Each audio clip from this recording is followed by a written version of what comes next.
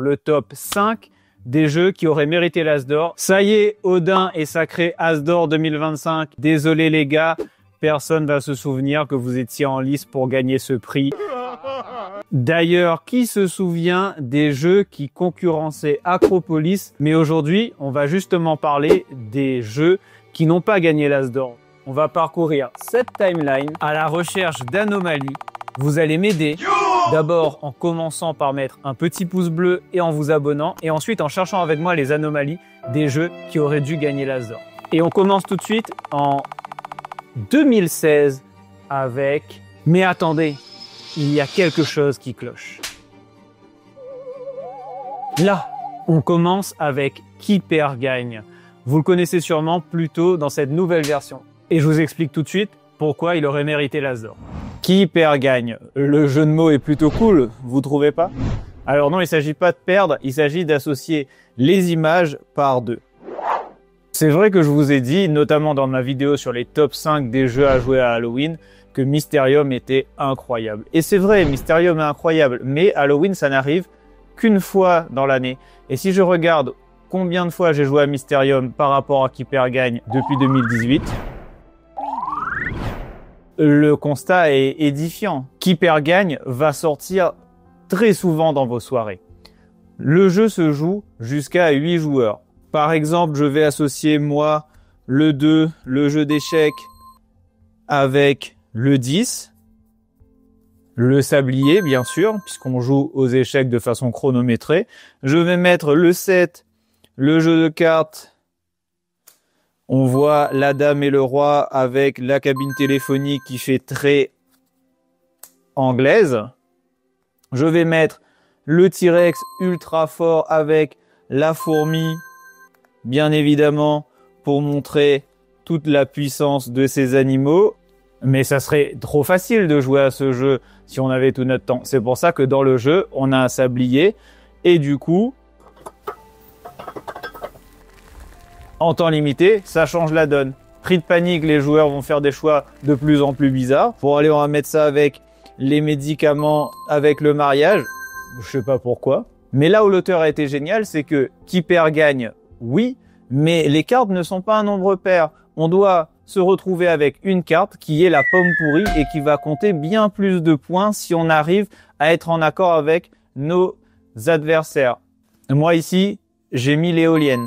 Le moment savoureux de ce jeu, c'est le moment des révélations, des choix de chacun. Du coup, moi, j'avais mis la fourmi et le T-Rex, deux symboles de grande force ensemble. Mais évidemment, les joueurs vont me dire « Mais Laurent, tu déconnes, nous on a mis fourmis et abeilles, les insectes, les colonies ensemble. » Même chose, j'ai mis le sablier et le jeu d'échecs. Et je risque de me retrouver tout seul puisque mon histoire de cabine téléphonique et de cartes, bon certes c'est rouge et rouge, mais là, les deux jeux et le sablier va rester plutôt tout seul. Et de la même façon, vous voyez qu'on peut très bien associer ce sablier doré avec l'or qui est sur les bagues ou mettre les alliances avec le roi et la dame.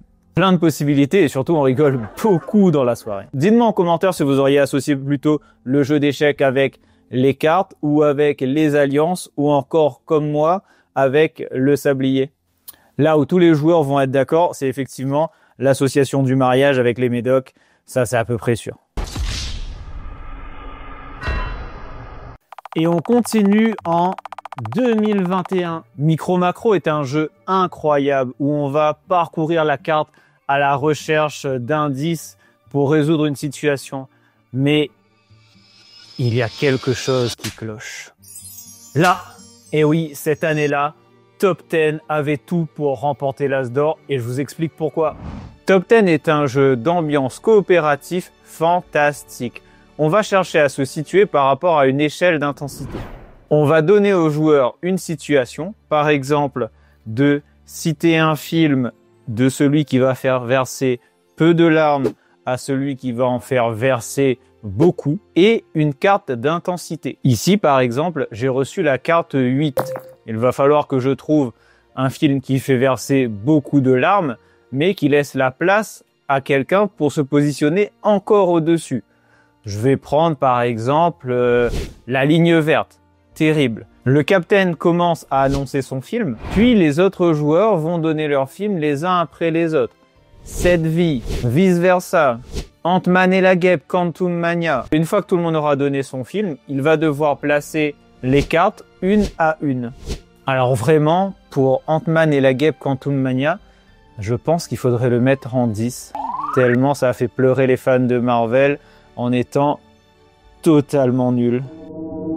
À chaque erreur, on va retourner l'un de ces petits jetons licorne tout mignon sur sa face. Ouais, sur sa face caca. Et le but, c'est d'en avoir le moins possible. Le jeu va proposer aussi des situations à mimer. Par exemple, de taper avec un marteau imaginaire sur un clou imaginaire de doucement à très fort. Le plus difficile dans ce jeu, c'est d'obtenir les valeurs un peu intermédiaires, les 3, les 6, les 7. On ne sait jamais trop quoi en faire. Si je récolte un 3, je vais peut-être taper comme ça. Là où on peut vraiment bien se marrer, c'est quand on obtient les valeurs les plus hautes. Par exemple le 10, où là vraiment on peut faire un grand délire.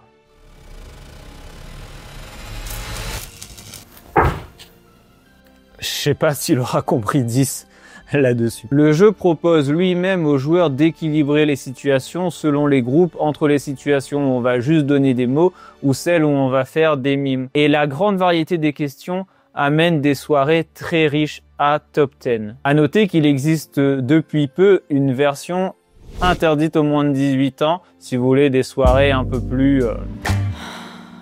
Allez, on continue ensemble à chercher dans cette timeline les anomalies. On remonte encore plus loin. 2012, la victoire de Takenoko, rien de plus normal. Et pourtant, il y a quelque chose qui cloche. Là. Oula! Il est bien énervé, Godzilla. Et oui, en 2012, King of Tokyo aurait pu remporter l'As d'or. Vous le connaissez maintenant sous cette nouvelle version. Allez, pourquoi c'est si bien King of Tokyo? Pourquoi King of Tokyo aurait mérité l'As d'or? King of Tokyo est un jeu très fun où l'on va incarner des monstres géants qui vont envahir Tokyo. Et qu'est-ce qu'on va y faire? On va lancer ces dés et on va chercher à obtenir des Non mais, c'est sérieux? Afin de pouvoir faire perdre des points de vie aux joueurs qui ne sont pas dans Tokyo. Mais le problème, c'est que les joueurs qui, eux, sont à l'extérieur de Tokyo, vont tous diriger leur... Ah non, mais là, t'abuses. En plus, c'était beaucoup trop fort. C'est un tournage, hein. Du coup, ils vont diriger... Ils vont donc tous diriger leur force de frappe sur nous pour nous faire perdre des points de vie. On peut jouer aussi la stratégie qui nous permet de faire des valeurs 1, 2 ou 3 sur les dés afin de collecter des points de victoire, mais aussi les cœurs pour se soigner si on a pris trop de bas. Quoi encore? Ou sinon, ma strat préférée, c'est clairement d'aller chercher ces petits cubes d'énergie afin de pouvoir booster nos monstres avec des super pouvoirs. On pourra leur donner par exemple la capacité du lance-flamme ou alors rendre mon méca dragon encore plus grand. On continue notre exploration à la recherche d'anomalies. 2024, c'est ultra récent. Vous vous rappelez? Tout allait bien? Non? Là. Et oui, en 2024, tout le monde pensait à un doublé de Darwin, sur les traces de Darwin et Darwin Journée. Et pourtant, ça s'est pas du tout passé comme ça. Je vous dis pourquoi Darwin méritait l'As d'or. 2024 a été en fait surtout l'année du triomphe de Trio, de Cocktail Games. Et ça a fait du bien à l'éditeur et au monde ludique, puisque Cocktail Games avait enchaîné un nombre incroyable de défaites à l'As d'or. On pensait qu'ils étaient maudits et que jamais ils allaient réussir à avoir ce prix. Vous voyez par vous-même, 2003, Unanimo, défaite. 2007, Vitrail, défaite. 2009, Kaleidos, défaite. 2015, Perlimpinpin, défaite. 2017, Imagine, défaite. 2018, Twinit, défaite. Ah, celui-là, on le connaît bien du coup. 2021, top 10, défaite. Mais aussi 2022, Happy City, défaite.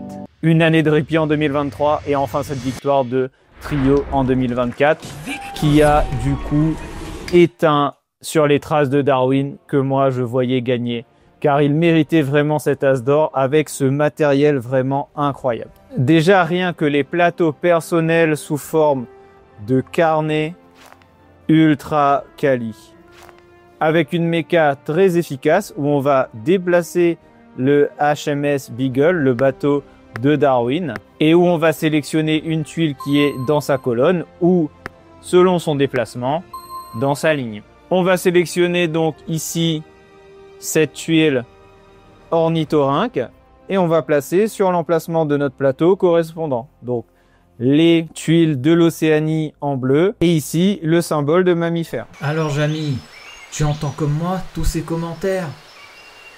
Alors, l'ornithorynque est bien un mammifère parce qu'il allait ses petits et qu'il a un métabolisme endotherme, et ce même s'il pond des œufs. Ah, encore un commentaire. J'ai sélectionné une tuile dans la case 1. Je vais avancer le Beagle d'une case. Ce qui va être très intéressant dans le jeu, c'est que si jamais je réussis à compléter du coup une colonne ou une ligne, je vais récupérer une tuile qui va me valoir 5 points de victoire. Mais je vais chercher aussi à récupérer des tuiles que j'ai déjà. Par exemple ici, l'iguane, j'ai déjà un tégu commun. Le fait de venir placer une tuile par-dessus, ça va me permettre de récupérer l'un des objectifs qui est ici. Là, par exemple, je vais me prendre cet objectif de scoring, 1 point de victoire par oiseau. On va également récupérer des personnages tout au long de l'aventure. Donc ici, Darwin, il me donne un jeton explorateur et un objectif à récupérer. Et ces jetons explorateurs, ils vont me permettre de moduler un peu le déplacement du Beagle pour avoir plus de choix. Dans notre recherche de scoring, on va aussi récupérer des boussoles qui vont ensuite multiplier les points de victoire des parchemins que l'on a sur certaines tuiles. Bref, plein d'options de scoring, un gameplay très rapide, du matériel de folie. Pour moi, il aurait mérité l'As d'or. Mais en 2024, c'est plutôt la défaite de Darwin dans la catégorie expert qui m'a fait le plus mal, je dois l'avouer. Non, ils vont pas se rendre compte que c'est la boîte de l'extension. Ouais, je trouve pas où est le jeu de base, c'est trop mal rangé ici. Il nous reste à découvrir le jeu top 1 qui aurait mérité l'As d'or. On regarde la timeline. Il y a quelque chose qui cloche. Ah bah non, en fait, là ça va. On bascule. 2020. Il y a quelque chose qui cloche. Là. Derrière la victoire d'Oriflamme, très méritée, on est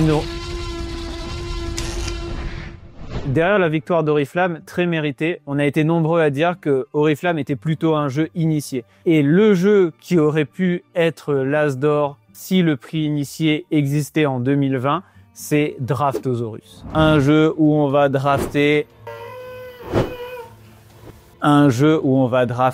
des dinosaures.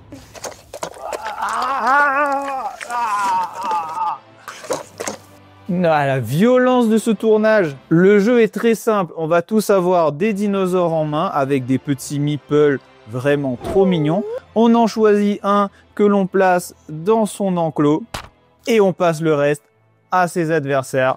On reçoit d'autres dinosaures, on les choisit. Deux choses très cool dans le jeu. Déjà, on a le dé de contrainte. Chacun va le lancer à son tour. On va imposer une contrainte pour les adversaires pour leur pose de dinosaures. Par exemple, ici, les joueurs vont devoir poser les dinosaures dans la forêt. Ou encore, du côté des toilettes. Oh, shit. Deuxième chose très cool, c'est que sur le plateau, on aura des particularités de score. Ici, que des dinosaures identiques, que des dinosaures différents. Un mignon petit couple de dinosaures pour faire 5 points. Ou encore un système de majorité où on aura 7 points si on a la majorité du dinosaure qu'on a choisi. Un banger absolu. Après, je suis quand même très fan de dinosaures, moi.